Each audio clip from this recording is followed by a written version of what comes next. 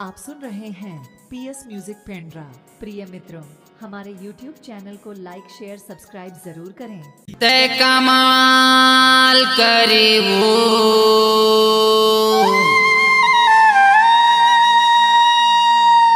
मोर गाँव माया के तय बवाल करे वो।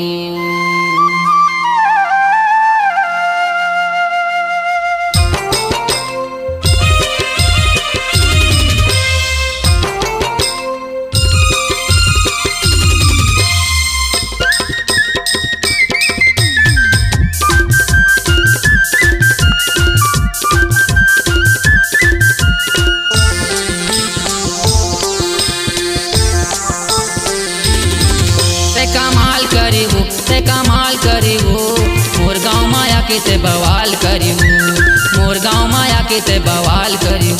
ते कमाल करी वो, ते कमाल करी वो मोर गाँव माया के ते बवाल करी वो। लालपुर माया के ते बवाल करी वो।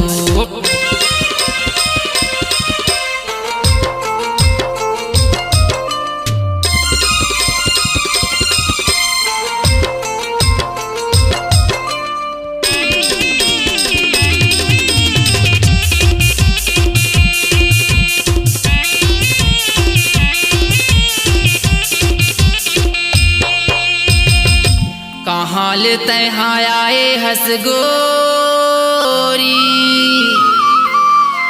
गजब के दिखा थसे मार। आनी बानी के तय चेहरा सजाए, कर डारे मोर बुरा हाल करे वो, बुरा हाल करे वो। मोर गाँव माया के ते बवाल करे वो, मोर गाँव माया के ते बवाल करे वो। लालपुर माया के ते बवाल करे वो।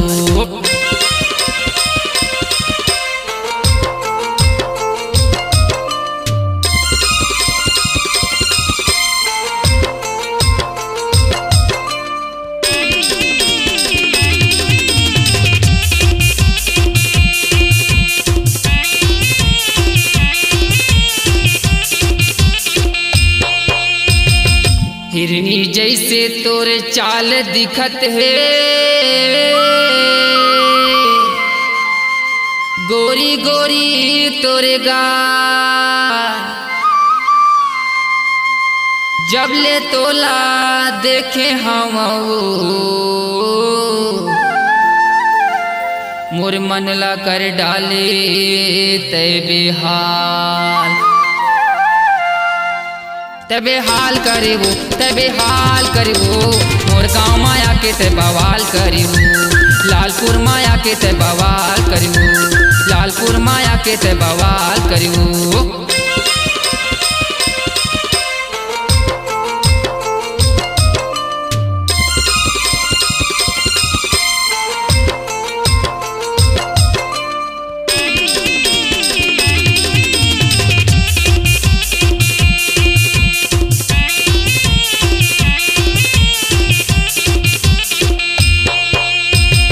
पतली तोरे कमरिया है रानी,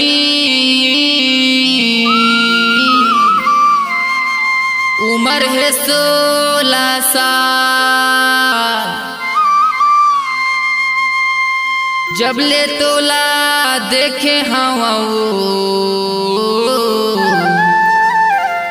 लगते होगे तोर संग प्यार। तोर संग प्यार होगे वो, तोर संग प्यार होगे वो। मोर गाँव माया के ते बवाल करी वो, लालपुर माया के ते बवाल करी वो। लालपुर माया के ते बवाल करी वो, मोर गाँव माया के ते बवाल करी वो। लालपुर माया के ते बवाल करी वो, लालपुर माया के ते बवाल करी वो।